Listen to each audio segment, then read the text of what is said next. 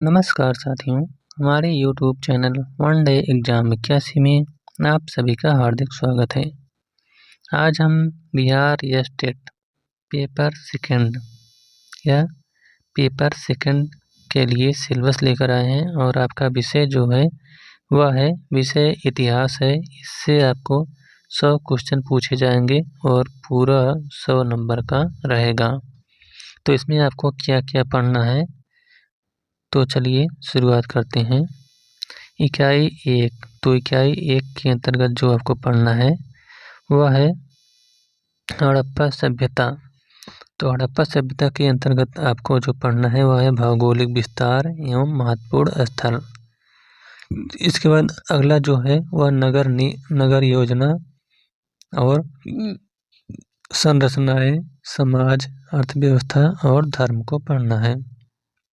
हड़प्पा सभ्यता के अंतर्गत और जो पढ़ना है वह है हड़प्पा संस्कृति का पतन कैसे हुआ। अब आपका यूनिट 2 आ जाता है मौर्य युग। तो मौर्य युग के अंतर्गत आपको जो पढ़ना है वह है चंद्रगुप्त मौर्य की उपलब्धियां, अशोक की विदेश नीति और धर्म यानी धम्म, मौर्य समाज, अर्थव्यवस्था और कला और प्रशासन, इसको पढ़ना है। इसके बाद पतन और विघटन यानी मौर्य समाज का, मौर्य वंश का पतन और विघटन कैसे हुआ। अब अगली यूनिट है आपका यूनिट 3, ये आपको पढ़ना है पुनर्जन्म। तो इसका पुनर्जन्म के कारण, चरणों, कौन कौन से चरण थे, प्रकृति क्या थी, प्रभाव क्या पड़ा, तो इसको पढ़ना है। इसके बाद आ जाता है आपका इकाई 4 औद्योगिक क्रांति। तो इसके अंतर्गत औद्योगिक क्रांति के कारण क्या थे, प्रभाव क्या पड़ा, इसको पढ़ना है। इसके बाद आपका आ जाता है यूनिट 5। तो यूनिट 5 के अंतर्गत हर्षवर्धन को पढ़ना है। तो इसमें पहला है सूत्रों का कहना है, इसको पढ़ना है। विजय और साम्राज्य का विस्तार यानी हर्षवर्धन की विजय और साम्राज्य विस्तार को पढ़ना है, उनका प्रशासन पढ़ना है। इसके बाद आपका आ जाता है क्या है 6 चोल।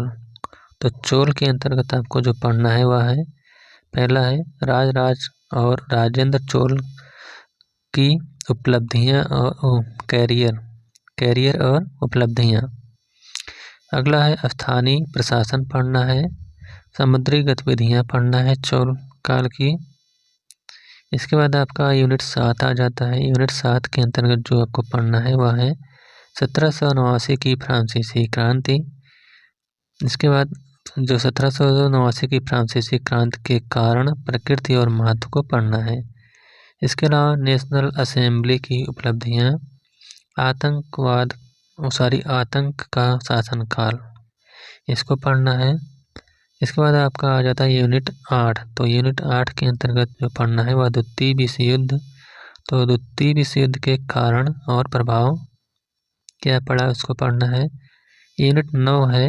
तो यूनिट 9 के अंतर्गत दिल्ली सल्तनत की स्थापना 1206 से लेकर 1290 ईस्वी के संदर्भ में आपको पढ़ना है।